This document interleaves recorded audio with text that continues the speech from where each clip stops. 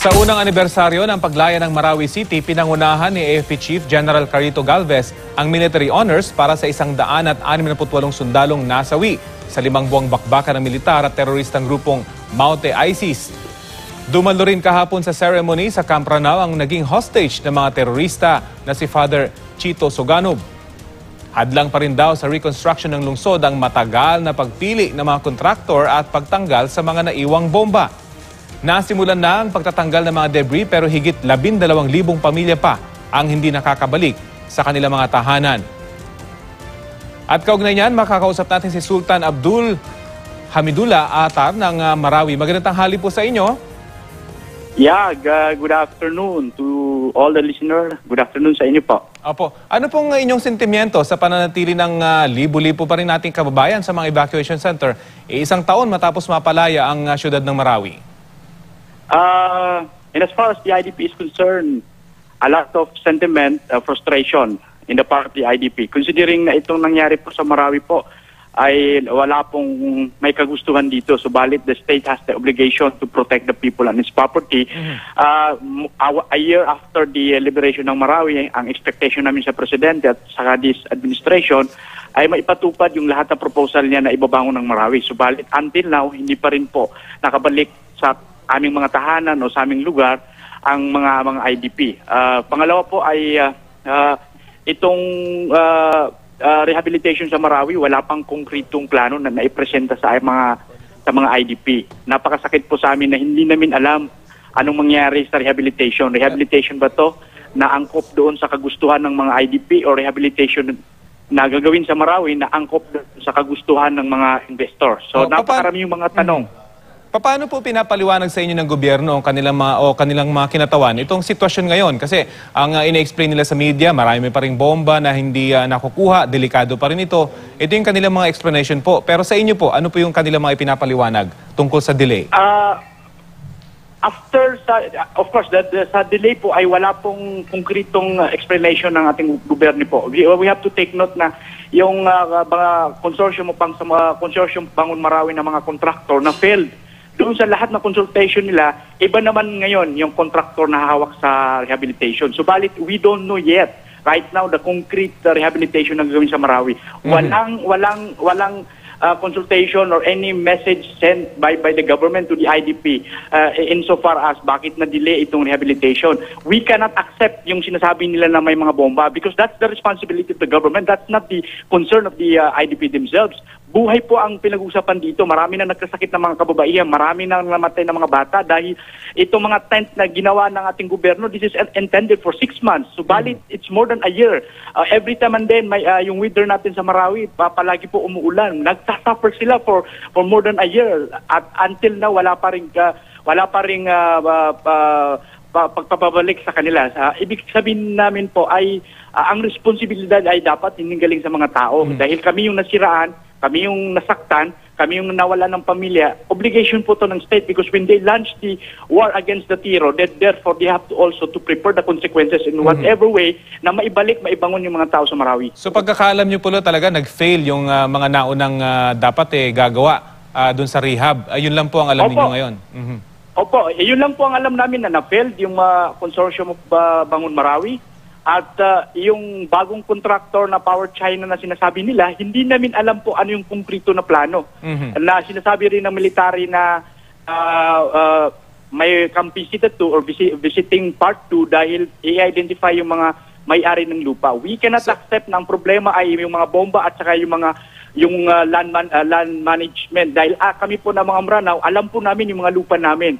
Kahit hindi po yan imamapping, alam namin po, hindi po kami mag-aaway. Although may napakaliit na porsyento na may land dispute, subalit majority po, if not 99% ay walang problema sa mga lupa. Yung mga bomba na hindi po, mga bomba po na hindi natagpuan po na sinasabi nila, po, nung nagkaroon ng war po sa Marawi po, may mga drone, may mga satellite na gamit ating military now, they can identify yung lahat na bomba where saan nakalagay itong mga bomba dahil yung satellite na sinasabi nila 1 kilometer po below the ground ay alam nila ano yung mga nangyari sa Marawi. So, hindi po yung natatanggap ng mga kapatid ng IDP. Nabanggit niyo po yung land dispute. Ito rin po kasi sa isa sa mga sinasabi nilang pwedeng maging a cause of delay. So, ang sinasabi niyo, bagamat walang mga titulo ang Marami dito, hindi yun magiging problema para sa inyo?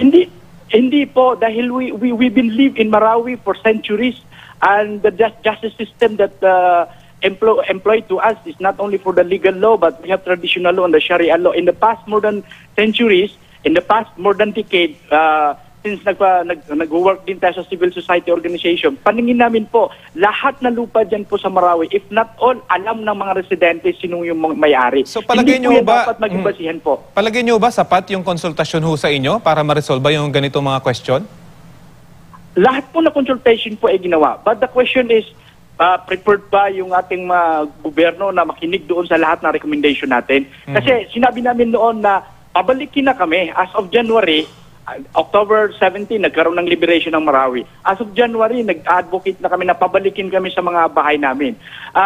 Rafi, ang pinakamasakit dito, yung mga property namin na nasira. Hindi po yan lahat na nasira sa bomba. May mga bullet yung mga active ng mga ibang bahay dyan, pero nasira yan dahil sa ulan. I mean, dahil sa natural way na nasira lang dahil every time and day, inuulanan yung bahay na may butas yung mga ceiling namin. So, nasira po yan dahil sa ulan po. So, sinasabi nyo, pwede sanang naisalba kung nabalikan nyo lang?